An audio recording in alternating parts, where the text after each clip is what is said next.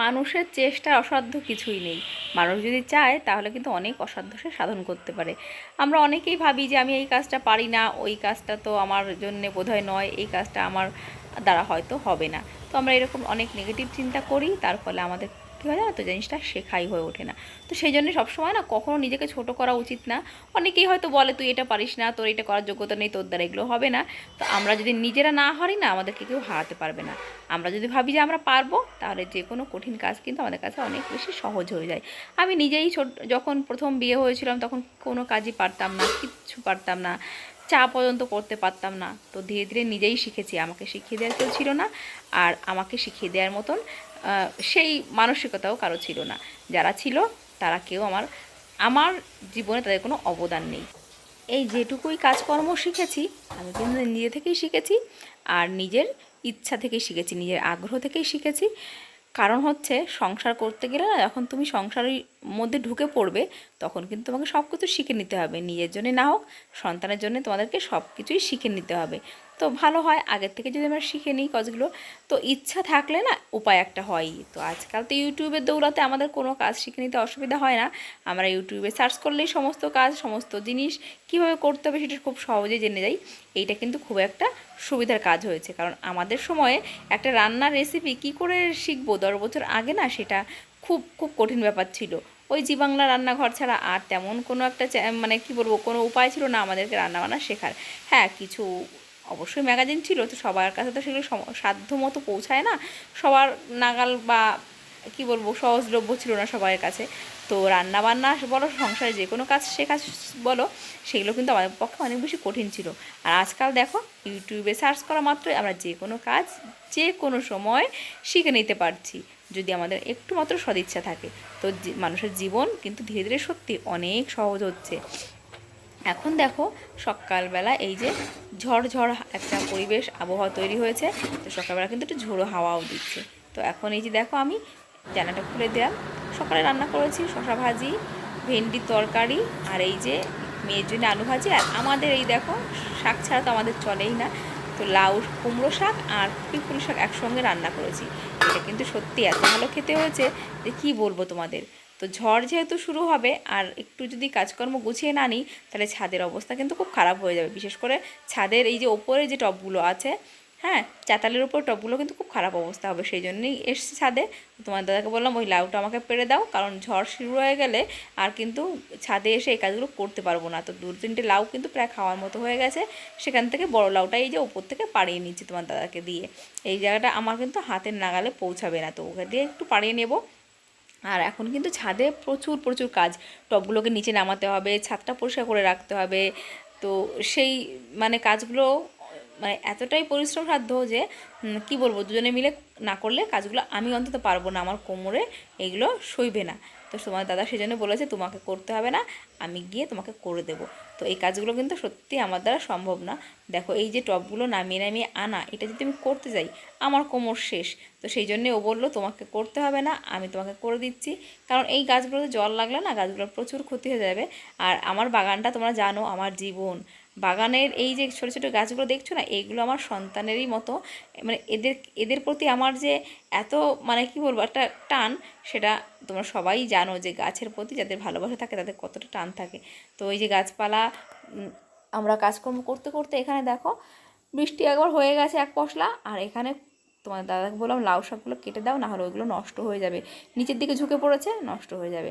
তো এখন এই যে দেখো ছাদটা আমার সত্যিই খুব খারাপ অবস্থা হয়ে গেছে, মেনটেন করতে পারছি না ছাদটা। তো ইচ্ছা আছে এই মানে পুরনো গাছগুলো যেগুলো হয়ে গেছে, যেমন এই যে পাট শাকগুলো, এগুলো তুলে ফেলবো। এগুলো একদিন শাক খেয়ে তুলে ফেলে দেবো, কারণ এগুলো তুলে পরিষ্কার করে ছাদটাকে আরও সুন্দর করে নতুন করে আবার চারা গাছটা লাগাবো। তো বৃষ্টিটা হয়ে যাওয়ার পর, ঝড়টা হয়ে যাওয়ার পর না, সত্যি ছাদে আমার অনেক কাজ করার প্ল্যানিং আছে।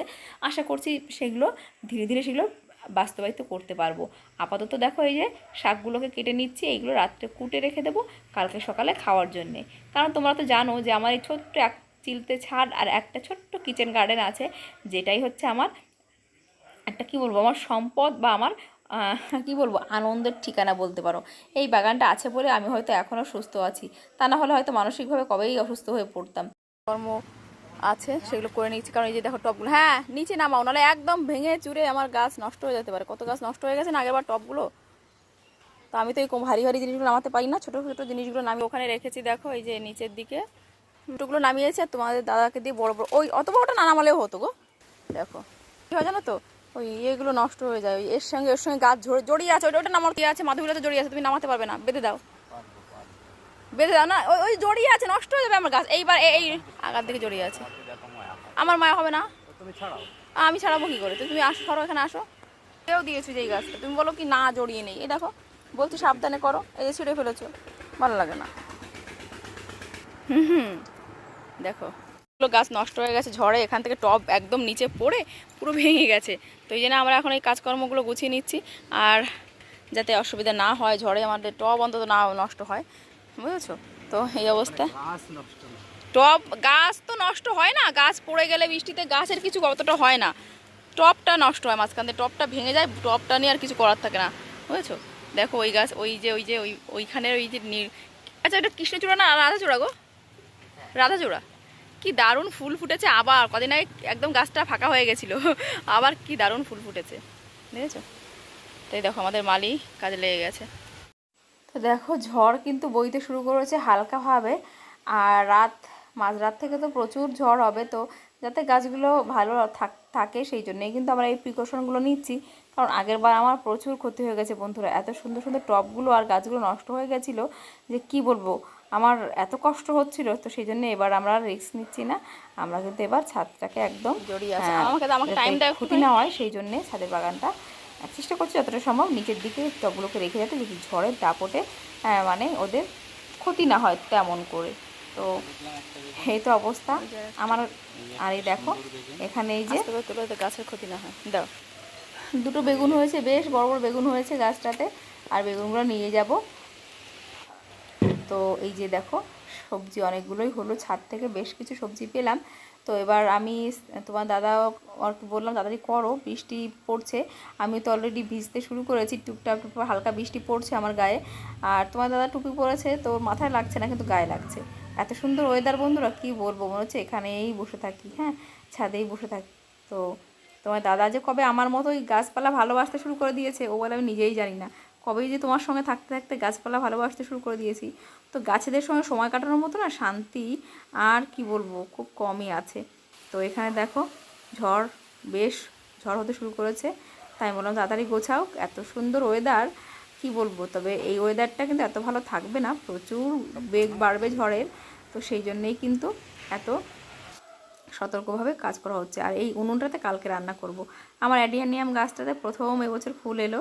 আর এই দেখো বেগুন ভাজিতে মেয়েকে এখন ভাত করে খাওয়া হবে। দেখো এই লোকের শান্তি নেই, হ্যাঁ এই যে সমস্ত গাছপালা তো তখন আমরা নিচে নামিয়েছি, তারপর বৃষ্টি হয়ে গেল, দেখো এই যে বৃষ্টি হয়েছে, আর সমস্ত টব আমরা সব নামিয়ে ফেলেছি। আর এই যে এখানে যে কটা টব নামাতে পারবে না, মানে একটা টবের সঙ্গে আরেকটা টব জড়িয়ে গেছে, এই দেখো মাধবীলতাটা, মানে যদি আমরা এই টবগুলো নামিয়ে ফেলি তাহলে মাধবীলতাটা খুব খারাপ অবস্থায় হবে, ক্ষতি হবে একদম, মানে মাধবীলতাটা সাপোর্ট থাকবে না কোনো। তো এই জন্যে দেখো তোমাদের দাদা এই যে দড়ি দিয়ে তখন থেকে খুঁজে পাচ্ছি না কোথায় গেল এই লোক, তারপর দেখছি বাধাবাধি করছে। দেখো আমি ছোট মেয়ের বায়নাতে করলামই যে আলুর দম, আর এখন করতে হবে আমাকে লুচি। লুচির জন্য কিন্তু ময়দাটা মেখে নেব। দেখো এখানে ময়দাটা মেখে নিচ্ছি, আর রাত্রে লুচিটাই করবো। তোমার দাদা বললো ঠিক আছে আমিও দুটো খেয়ে নেবো, তোমাকে আলাদা করে কিছু করতে হবে না, ঝড় বৃষ্টি শুরু হবে, ঝামেলা কম করলেই হবে। তো মেয়ে এখন ঝামেলা যদি করায় কি করব, বাচ্চা মানুষ খেতে চেয়েছে তাই না। দেখো তো কি সুন্দর একগাল একটা হাসি, আর কি খুশি হয়েছে আমার মেয়ে, আমি তোমাদের বলে বোঝাতে পারবো না। তো ওই জন্য বাচ্চা কাচ্চাকে একটু যদি পছন্দের মতো খাবার না দেওয়া হয়, ওদেরও তো মনটা ভালো থাকে না। তো ঝড় বৃষ্টি অতটা তো ওরা বোঝে না, তো সকাল সকাল রান্না করে ফেলেছে, অসুবিধা হয়নি, ইলেকট্রিক ছিল। এখন সমস্ত বাসনকোসন ধুয়ে রাখবো, সব কিছু ধুয়ে টুয়ে ফেলে মোটরটা আবার ভরে রাখবো, কারণ মোটরে জল থাকবে কদিন কে জানে, কারেন্ট না থাকলে জল থাকবে না, প্রচুর প্রবলেম হবে। তো সেই জন্যেই সমস্ত কাজ আগে করে নিলাম, খাওয়া দাওয়া করে নিচ্ছি। এখন বাজে ওই 7:30টার মতো, আমরা খেয়ে দিয়ে আবার কিন্তু ঘরটা সমস্ত কিছু ধুয়ে বাসনপত্র পরিষ্কার করে রাখবো। এখনও ইলেকট্রিক আছে, যতক্ষণ ইলেকট্রিক থাকে আমি চাইছি কাজকর্ম করে আবার জলটা ভরে রাখতে। ইলেকট্রিক নেই, আর আমাদের টিভির লাইনটাকে আমরা ইনভার্টার থেকে কেটে দিয়েছি। তোমার দাদা বলছে যে ইনভার্টারে কদিন কারেন্ট থাকবে না, তো ওই জন্যে আমার রান্নাঘরের সমস্ত কাজকর্ম কমপ্লিট, ইলেকট্রিক তো চলে গেছে, তো ইনভার্টারটাও এবার বন্ধ, মানে ইনভার্টারের লাইনটা রান্না করে। তো দেখো ওপাশে ওপাশে বোধহয় উইকেট গেছে। তো দেখো রান্নাঘরের সমস্ত কাজকর্ম গোছানো কমপ্লিট। সব ধুয়ে টুয়ে রেখে দিয়েছি, লাউটা সকালে খাবো। তো লেবু দুটো ফ্রিজে রেখে আসি, ইলেকট্রিক নেই যদিও, তো ইলেকট্রিক নেই তবুও ফ্রিজ যেহেতু ঠান্ডা ঠান্ডা রয়েছে তো ফ্রিজের মধ্যে রেখে দিই লেবুটা। বাড়ি সব পরিষ্কার করে রাখলাম, সকালে একদম ঝামেলা থাকবে না। মেয়েরা ওপাশে খেলা দেখছে, আমিও যাবো একটু খেলা দেখবো, আর একটু রেস্টও নেব, কারণ একটু ঘুমিয়েও নেব, কারণ মাঝরাত্রে তো মানে কি বলবো ঝড় শুরু হবে তখন, মানে ঝড়ের সময় তো ঘুমিয়ে থাকা যায় না, তো তখন একটু জাগতে হবে। আশেপাশে সমস্ত বাড়ি দেখো অন্ধকার, কারণ বলতো একটাই মাত্র লাইট জ্বালিয়ে রেখেছে সবাই ইনভার্টারের, বাকি সব বন্ধ করে রেখেছে, কারণ কবে যে ইলেকট্রিক আসবে তার তো ঠিক নেই। তো দেখো এখন বাজে 7:45, আর আমরা সমস্ত কাজকর্ম গুছিয়ে নিয়েছি, খাওয়া দাওয়া সমস্ত শেষ, এখন রেস্ট নেওয়ার পালা। বন্ধুরা সবাই সাবধানে থেকো, ভালো থেকো, সুস্থ থেকো, আর খেয়াল রেখো নিজেদের। Tata, good night.